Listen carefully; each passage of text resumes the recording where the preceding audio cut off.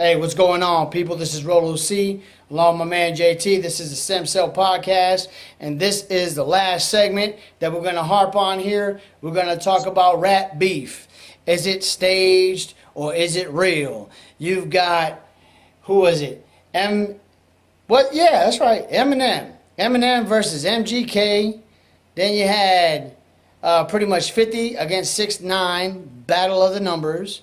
Then you also had Nicki versus Cardi, and then you also have What versus The Fuck. Go ahead.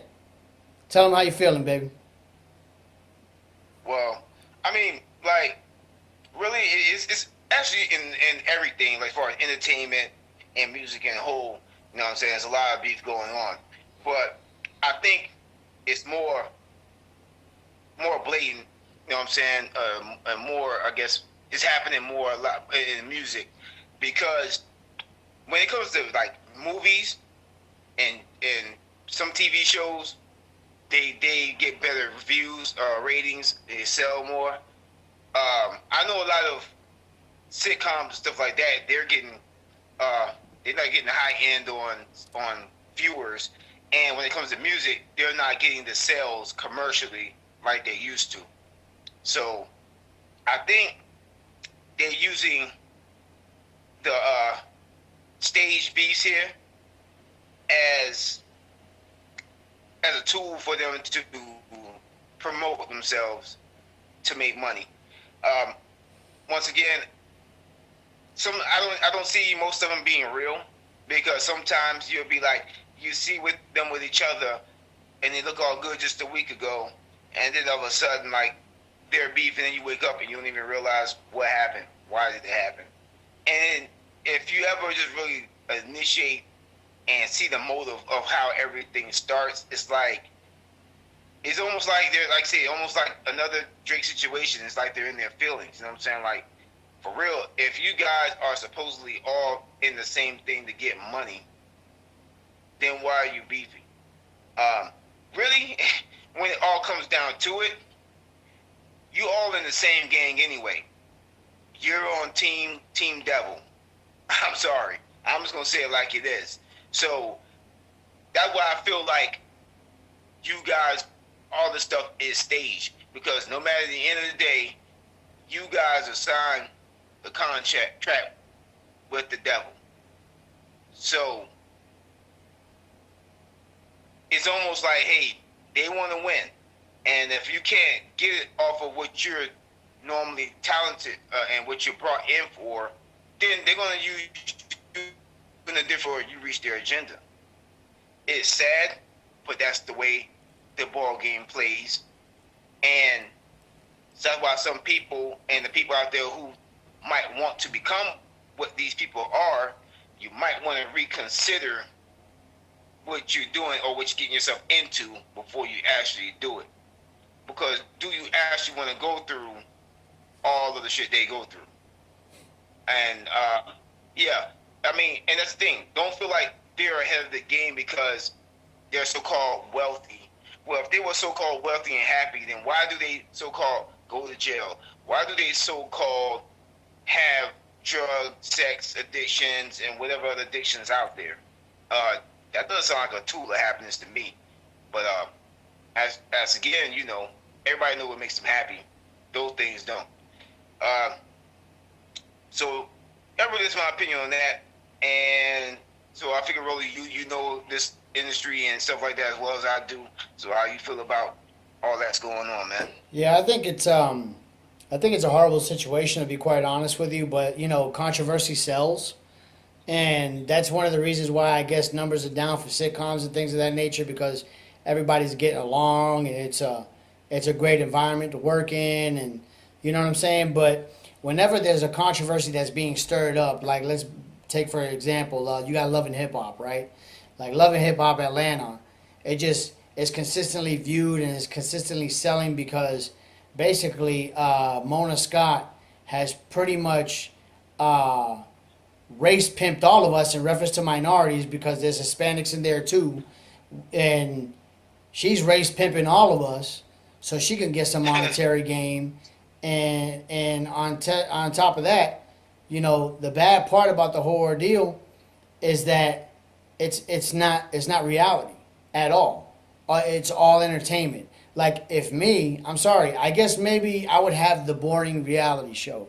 The boring reality show would see me eating dinner. The boring reality show would see me talking to my man on the phone and just kind of bullshitting real quick about something that happened, and then I'll hang up. The reality show that I would have would be showing me going to take a shit. The reality show I would have a camera in my bathroom showing me take a shit. You know, those aren't exciting, fun things, but that's reality. That's life. You know what I'm saying? Like I say it all the time. I'm like, man, how come in these shows everything's all action packed? I ain't never once seen them have to go pop a squat or go take a piss or some shit. You know what I'm saying? So like that shit ain't real to me. You know, it's the same thing with these reality shows because you live a drama-full life every day. It's like, because I guess normal is boring. Normal doesn't sell, so controversy sells. And it's very unfortunate that, I mean, you want to talk about guys who clout chase all the time. We always talk about 50 Cent. Like, it's horrible. 50 Cent was able to actually overthrow a guy who was killing hip-hop from 1999 to 2002. He was on everything from like songs with DMX to damn songs he had with Mary J. Blige and Jennifer Lopez. And I'm talking about Ja Rule. And all he did was 50 Cent came out. He sounded just like Mace from Bad Boy at the time before he became Pastor Mason Betha. And he had his voice with Ja Rule's rhyme schemes and singing on choruses, and pretty much used Ja Rule's style against him.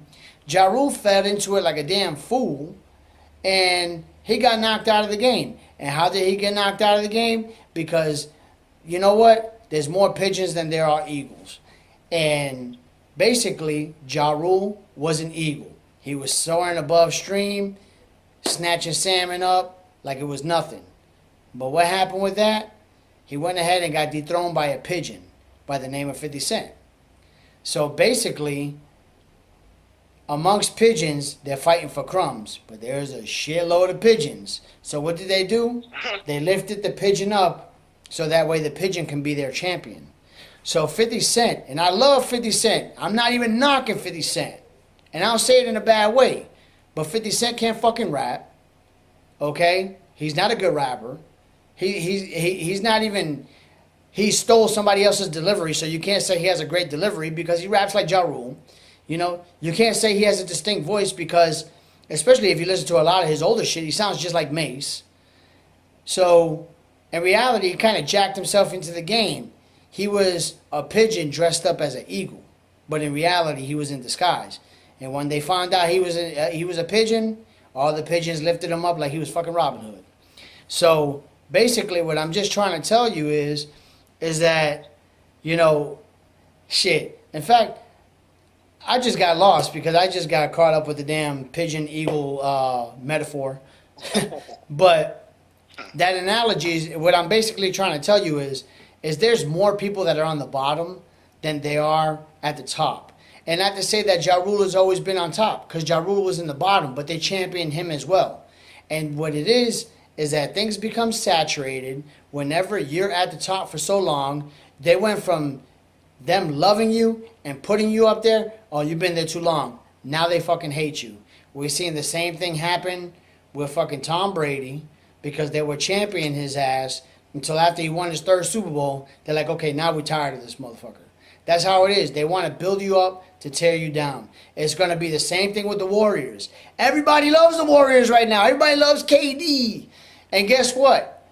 When they win about fucking 2 more damn titles, which is they're on pace to do so, everybody's going to fucking hate KD. Everybody's going to hate Steph Curry. They're going to hate because why? Because you guys suck at life. And I'm not talking just to everybody. I'm just saying to the fucking haters. You suck at life. So you're like, man, I feel good. He's one of us.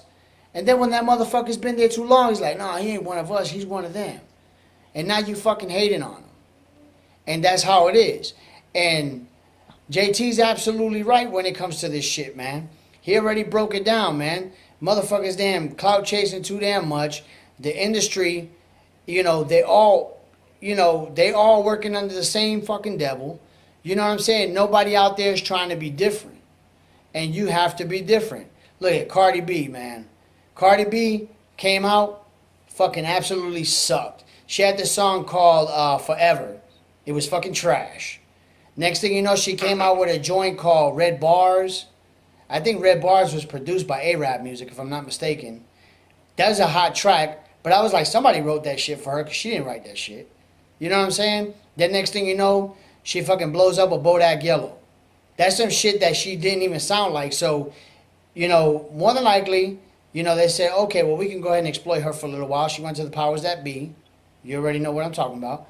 And it is what it is. You know what I'm saying? And it's the same thing with Nicki Minaj. When I first seen Nicki Minaj, that's when they first came out with the fact that she was a fucking dyke. And she used to fuck with Remy Ma. You know what I'm saying? Then all of a sudden, she's this girly girl, fucking the black Barbie with the big boobs and the big ass. And, it's like, is that the same chick, the dyke with the hoodie inside the projects? That's the same girl? Same shit. So it just kills me. And then the whole thing with MGK and Eminem, I mean, we're not going to get on that. At least Eminem was transparent and admitted that he said he sold his soul to the devil so he could try to gain some fame. At least he's being transparent with the shit. MGK, for the most part, he tried. Fuck it is what it is. He tried. His hands are too short to box with God, but, he tried. But anyway, that is how I feel about it. My apologies for getting on that rant, JT. Go ahead and take us home with it. All right, man. Once again, man, we would like to thank you all for tuning in with us in this episode of the Stem Cell Podcast. Once again, as always, like we say, thank you for growing with us and going with us.